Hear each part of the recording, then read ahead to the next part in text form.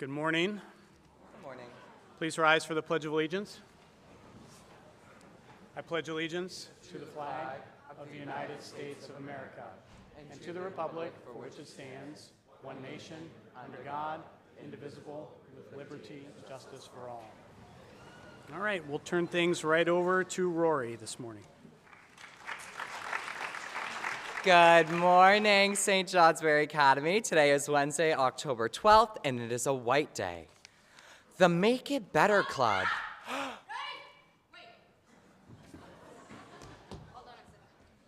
Oh my goodness, what?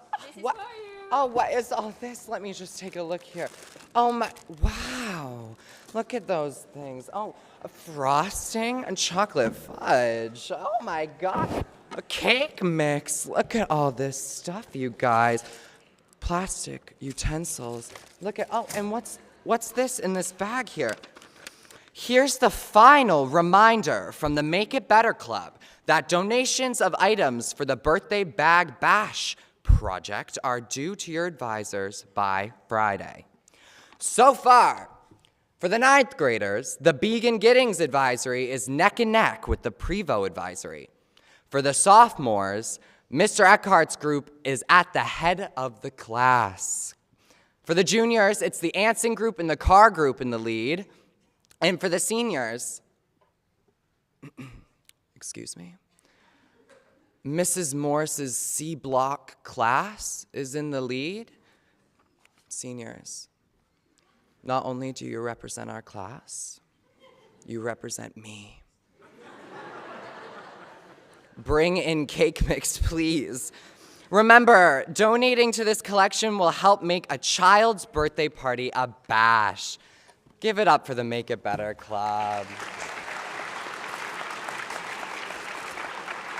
Just gonna keep this. All right, Leggy will be set up on the Fuller stage for makeup photos tomorrow, Thursday, October 13th. If you've not had your photo taken for the yearbook, regardless of whether you plan to purchase photos or not, please be sure to stop by Fuller Hall tomorrow.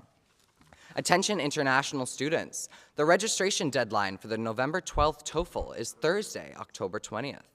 Any student needing to take the November 12th TOEFL should stop by the guidance office to register with Ms. McCaffrey.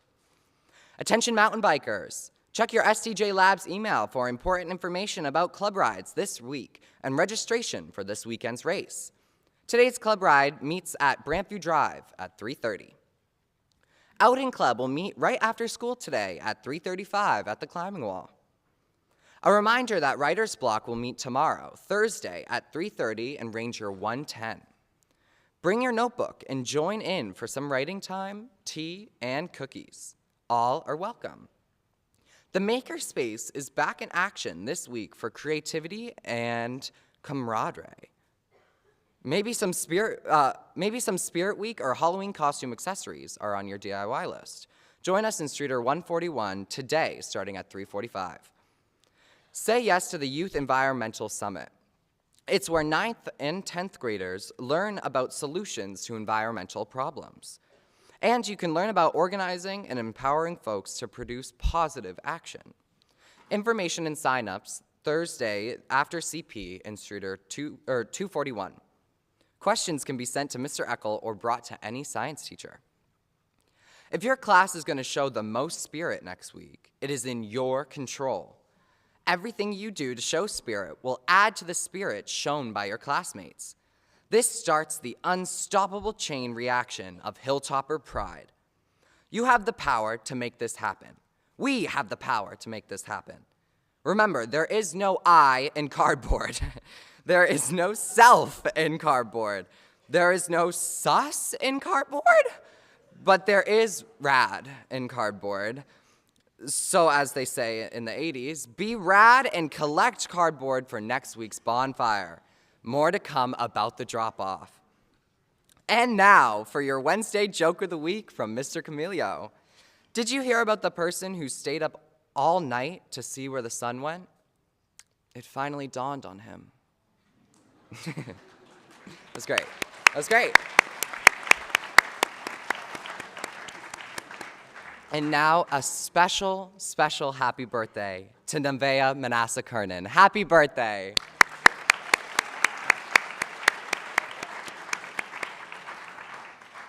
Today for sports, we have varsity and JV girls soccer versus BFA St. Albans at 4 o'clock. Please release the teams at 2:30. And JV girls volleyball at Mid-Vermont at 4:30. Please release the team at 1:15. That's all, and have a great day, everyone.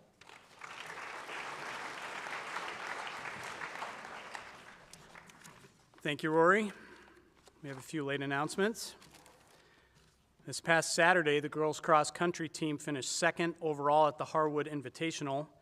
Bennett Krantz led the Hilltoppers with a 7th-place finish, followed by Siri Jolliffe, 9th grader Macy Moore, Maddie Blanchard, and Ava Purdy. Yesterday, the girls ran in a 4-team race at Lamoille, led by Maddie Blanchard's 2nd-place finish, 9th grader Macy Moore's 3rd-place finish, and strong performances by Lily Laskowski, 5th place overall, Ivy Pavic, 10th place, and Patricia Novotna, 12th place.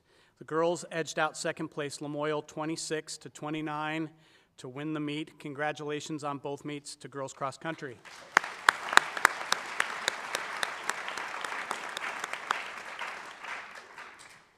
And the boys cross country team won the 4-school meet at Lamoille yesterday. They were led by Ryan Callahan's individual win with Wilder Thomas, Brennan O'Farrell, Gavin Maney, and Sebastian Nadri providing the scoring. Congratulations, boys.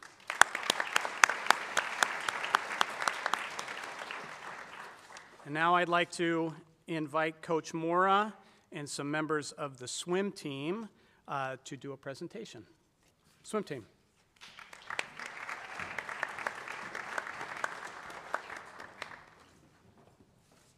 Hi, we're the St. Johnsbury swim team, and 2 weekends ago we attended the Eastern State Swim Clinic hosted in Philadelphia, and we had the privilege to train with 2 Olympic athletes.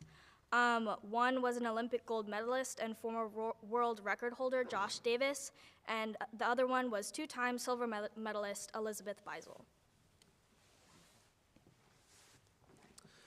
In addition to the swim conditioning, where we focused on our stroke work and our technique, we were able to attend lectures delivered by former and current Olympic coaches. These consisted of Bob Bowman, the 2016 head men's Olympic coach and the 4-time Olympic coach of Michael Phelps, Dave Durden, the 2020 head Olympic coach and head men's coach of UC Berkeley, Eddie Reese, head coach for swimming and diving at the University of Texas, and the head women's coach of the University of Texas, Carol Capitani. During our time swimming under supervision of the coaches and Olympians, they had us do drills to improve our strokes. Each practice included 10 minutes of pain to train the cardiovascular system. It was certainly a privilege. We give a special thanks to Dr. Howell and Mr. Ruggles for allowing us to attend the Eastern States Swim Clinic, as well as Coach Mora for driving us and keeping us on schedule. Thank you.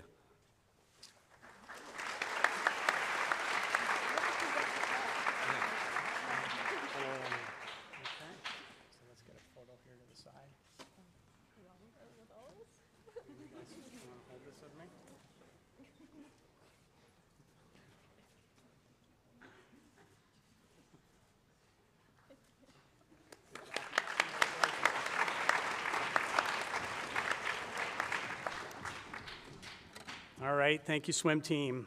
And I'll just add that I had the pleasure last year to attend a meet, and I can tell you that it was really impressive. And so if you, I'll give a further plug, if you have interest in swimming, we do have a great program, and I encourage you to see Coach Mora if that's of interest to you. So in education, teachers are always balancing push-pull interactions. Pushing by creating engaging and positive learning opportunities, and sometimes pulling back to allow for academic risk-taking, and also being willing to allow students agency in the learning process. So that's a constant for us as educators. As a father of an Academy senior, I'm often reminded just how difficult this part of the year can be for you seniors. You're moving through the last year of a stage of your life that's been your norm since kindergarten, perhaps even preschool, and whether you are headed off to the workforce, the military, university, or elsewhere, you're faced with weighty decisions, many of them, and many of them that require action right now. Part of the push-pull with those here on campus, the adults who are surrounding you, and at home with your families too, they surround student priority setting. And setting priorities can be very challenging when big changes are afoot. Heck, priority setting can be challenging for most people, just in general. When I look back at some of the lessons that I learned when I was about your age, one of them had to do with driving. And I look back at my 16-year-old self, and where I grew up in Michigan, we didn't have quite the stringency that you all have in terms of what it looks like to get your license. First of all, driver's training was very different. We didn't have the hours, so I think you need 40 hours, right, to get your to be qualified to take your tests and earn your driver's license. We certainly didn't have that, and I didn't do that. And so I remember actually getting to my 16th birthday, and I actually was able to receive my license on that very day. I look back at that, and I realized that that was maybe a mistake. And I realized, too, that if I was being intelligent about things, I probably should have stepped back to realize that I really wasn't ready to get on the road. And I certainly wasn't ready to get on the road with my not-so-roadworthy car. And so in 1990, when I got my license, I bought a car. I saved up my money. It cost a whopping $800. I got a used 1979 Dodge Diplomat station wagon. It was fantastic. It had wood panel siding. It was wide, and I mean really wide. So when people refer to a car as a boat, this thing qualified. I would actually guess, I was thinking about it, we have a Subaru Outback wagon, and I think the Diplomat was easily 1.5 times the Outback. So this thing was wide, and that comes into play here. So about a month after my 16th birthday, it was early December in northern Michigan. Weather's pretty similar to here. We get lake effect snow, and it was a snowy evening. I proved my now self right, that I hadn't done the right thing. I wasn't trained, and I went off in my car on a Friday evening. Priority for me was actually food.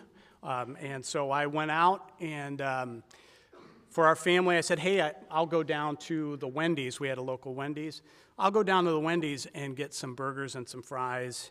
It'll be fun to go through the drive-thru and pick that up. And so my dad sponsored the event. I went down to Wendy's, went through the drive-thru, picked up burgers and fries, and I put those things on the bench seat. So again, wide car, bench seat, faux leather that had a coefficient of friction that was incredibly low. So this was like a very slick front bench seat.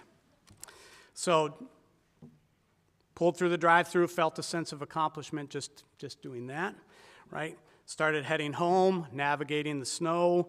The Dodge Diplomat's tires were fairly bald, so that was always exciting. Pulled up to a left-hand turn to pull into my neighborhood, stopped behind a nice brand new truck, and watched burgers, fries, and all go sliding right off the bench seat and onto the floor.